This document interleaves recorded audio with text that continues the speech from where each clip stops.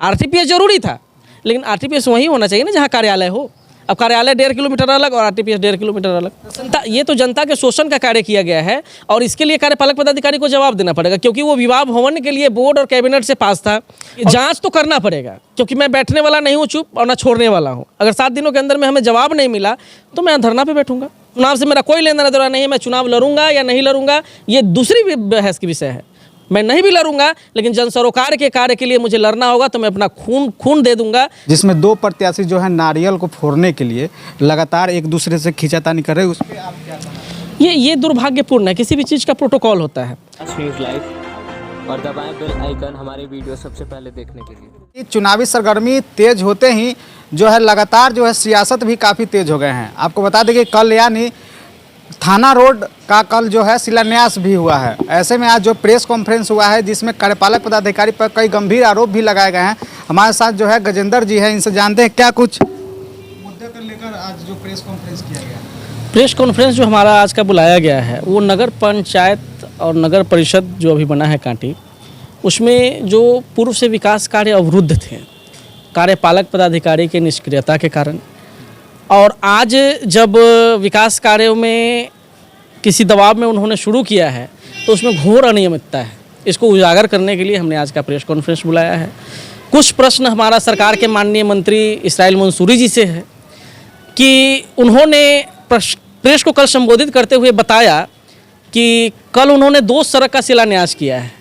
माननीय मंत्री जी से, कार्यपालक पदाधिकारी जी से, माननीय जिलाधिकारी मुजफ्फरपुर से हम ये चाहेंगे कि एक बार जांच कराकर देख ले कि वो 2 सड़क है या एक ही सड़क पे 2 शिलापट लगा दिया गया है।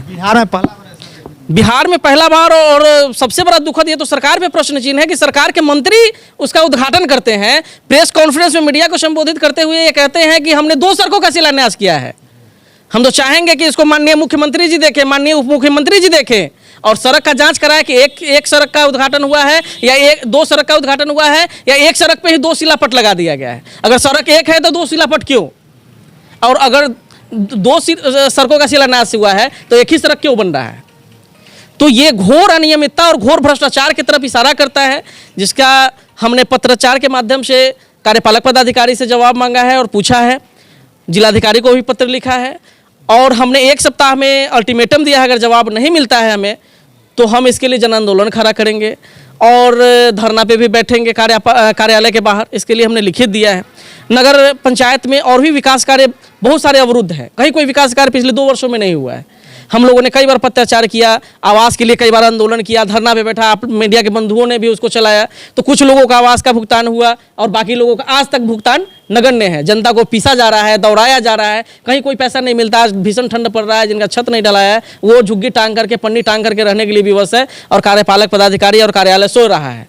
लेकिन आज किस दबाव में, किस भ्रष्टाचार के लिए आज एक ही सड़क पर 2 शिलापट लगाया गया है, इसकी जांच की मांग मैं माननीय मुख्यमंत्री जी से, उप मुख्यमंत्री जी से और जिलाधिकारी से करता हूं। और ये प्रश्न तो माननीय मंत्री जी पर है कि वो मीडिया को संबोधित करते हुए कहते हैं कि हमने 2 सड़कों का शिलान्यास किया है, तो वो 2 सड़क कहाँ है, ये जांच का विषय है। कार्यपालक पदाधिकारी जांच कराए, कार्यपालक पदाधिकारी तो खुद जांच के घेरे में है। माननीय जिलाधिकारी कराएं, माननीय मुख्यमंत्री कराएं, माननीय उप मुख्यमंत्री कराएं और देखें कि आखिर ये भ्रष्टाचार क्यों किया जा रहा है। वहाँ पे सभी जनप्रतिनिधि से थे, पूर्व के जितने भी थे सभी लोग थे, मगर आप वहाँ पे नहीं, कार्यालय के द्वारा जब किसी कार्यक्रम की सूचना नहीं थी तो हम वहाँ कैसे हो सकते थे? द्वारा बोला जा रहा था कि सभी लोग, अगर कार्यपालक पदाधिकारी ऐसा बोल रहे थे कि सबको बोला गया है तो किस माध्यम से बोला गया होगा? दूरसंचार के माध्यम से बोला गया था, लेटर भेजा गया था या किसी व्यक्ति को भेजे थे? वो तो उसका साक्ष्य देंगे ना कि किस चीज़ से उन्होंने सूचना दिया था लोगों को। आरटीपीएस के उद्घाटन का सूचना सिर्फ दिया गया था कि माननीय मंत्री जी के द्वारा जीर्णोद्धार किया गया है सर, मगर आरटीपीएस जो काउंटर जो बनाया गया है, पहले वहाँ पे विवाह भवन था, वहाँ के स्थानीय लोगों के जो भी बच्चे थे वहाँ पे शादी समारोह होता था तो वहाँ पे जाके करते थे, मगर अब कहाँ जाएंगे? नहीं, देखिए अब यही तो चीज़ें समझ पड़े है ना कि एक की कार्यालय ब्लॉक में है, वहाँ से 1.5 किलोमीटर का डिस्टेंस है जहाँ अभी आरटीपीएस काउंटर खोला गया है। तो ये भी एक सोचने वाली बात है कि जिस व्यक्ति को कार्यालय में काम होगा वो वहाँ जाएगा, वहाँ अपना कागज जमा करेगा, फिर वहाँ से जाएगा वहाँ कराने। तो ये तो जनता को और परेशान करने के लिए आरटीपीएस जरूरी था, लेकिन आरटीपीएस वहीं होना चाहिए ना जहाँ कार्यालय हो। अब कार्यालय 1.5 किलोमीटर अलग और आरटीपीएस 1.5 किलोमीटर अलग। तो फिर विवाह भवन जो है अब हट गया है, तो अब शादी जो विवाह होता है ग्रामीण इलाके के जो वहाँ के जो गरीब लोग हैं उन लोग कहाँ जाएंगे? नहीं, ये तो उतना तो पैसा नहीं कि जो नहीं, ये तो जनता के शोषण का कार्य किया गया है और इसके लिए कार्यपालक पदाधिकारी को जवाब देना पड़ेगा, क्योंकि वो विवाह भवन के लिए बोर्ड और कैबिनेट से पास था और जिसमें किया जा रहा था। अब उन्होंने किसके अनुमति से, किसके आदेश से उन्होंने ऐसा कार्य किया है, ये तो कार्यपालक पदाधिकारी जवाब देंगे। हमने पत्राचार के माध्यम से मांगा है उनसे, अब देखिए जवाब आता है तो क्या लग रहा है कि जांच जो होगा, फिर से आप जो पत्र दिए हैं इस पर लग रहा है कि देखिए जांच तो करना पड़ेगा, क्योंकि मैं बैठने वाला नहीं हूँ चुप और ना छोड़ने वाला हूँ। अगर 7 दिनों के अंदर में हमें जवाब नहीं मिला तो मैं धरना पे बैठूंगा, आंदोलन करूंगा और एकदम करूंगा। इसका चुनाव से मेरा कोई लेना देना नहीं है। मैं चुनाव लड़ूंगा या नहीं लड़ूंगा ये दूसरी बहस की विषय है। मैं नहीं भी लड़ूंगा, लेकिन जन सरोकार के कार्य के लिए मुझे लड़ना होगा तो मैं अपना खून दे दूंगा, लेकिन मैं जनता के लिए कभी पीछे नहीं हटूंगा। मैं विकास कार्य का विरोधी नहीं हूँ। विकास कार्य हो, पूरी पारदर्शिता के साथ हो, कार्यालय खुद कराए, किसी की उसमें सहभागिता की जरूरत नहीं है। लेकिन अगर विकास कार्य हो तो सुचारू रूप से हर किसी के लिए एक समान नियम होना चाहिए, न कि किसी और के लिए एक नियम और किसी दूसरे के लिए दूसरा नियम। आखिर जब ये सड़क में 2 योजनाएं लगाई जा रही है तो हॉस्पिटल का सड़क क्यों नहीं बना, जिसमें 2 साल से पूर्व से लोग सालों भर पानी हेल कर जाने के लिए बाध्य रहे। उसके लिए हमने कई बार आंदोलन खड़ा किया, कई बार कार्यपालक पदाधिकारी को लिखा, कई बार वीडियो बनाकर भेजा, कई बार आप पत्रकार बंधुओं ने भी उस न्यूज़ को चलाया। आज तक उस सड़क को क्यों नहीं बनाया गया? आज भी लोग पानी झेलने के लिए और पानी से हेल कर जाने के लिए विवश हैं। फिर ऐसी का प्राथमिक स्वास्थ्य केंद्र का भी काफी हालत। हाँ, प्राथमिक स्वास्थ्य केंद्र में कब से उसमें नाला बनाने के लिए और उसके बाहर से नाला को अटैच करने के लिए, क्योंकि हल्की भी बारिश होती है तो उसमें जल जमाव हो जाता है। और प्राथमिक स्वास्थ्य केंद्र अपना सिर्फ कांटी के लिए ही नहीं, प्राथमिक स्वास्थ्य केंद्र NH 28 के बगल में होने के कारण ये दूर दराज के लोग, जो ये दिल्ली को सड़क जोड़ता है हमारा NH 28, जो जाते हैं जिसके साथ कुछ अप्रिय घटना हो जाती है, कुछ हो जाता है, वो हॉस्पिटल में जाते हैं। तो इस हॉस्पिटल को तो स्मार्ट हॉस्पिटल होना चाहिए था।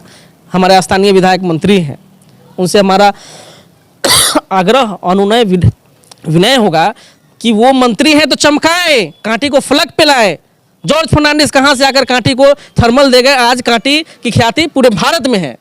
आप तो कांटी से मंत्री हैं, कांटी के लाल है, आपने क्या दिया कांटी को? पिछले 10 वर्षों में मुझे कोई ऐसा विधायक याद नहीं है जो नगर पंचायत और नगर परिषद क्षेत्र को कुछ दिया हो। वो मंत्री जी उद्घाटन करें, अच्छी बात है, हमारे कांटी के लिए गौरव है, कांटी से मंत्री बने हैं, लेकिन कुछ अपने योजना से भी तो दीजिए, राज्य योजना से दीजिए, विधायक फंड से दीजिए, तब आइए न चेहरा चमकाने। रविवार के दिन सर सोशल मीडिया पे एक वीडियो वायरल हो रहा था, हमारे चैनल पे भी चल रहा है, जिसमें 2 प्रत्याशी जो है नारियल को फोड़ने के लिए लगातार एक दूसरे से खींचातानी कर रहे हैं। उस पर आप क्या कहना? ये दुर्भाग्यपूर्ण है। किसी भी चीज़ का प्रोटोकॉल होता है।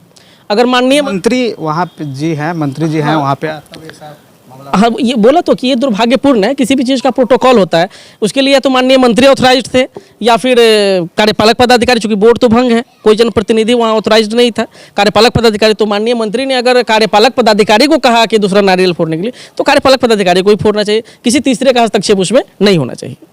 न्यूज़ लाइव और दबाएं बेल आइकन हमारे वीडियो सबसे पहले देखने के लिए।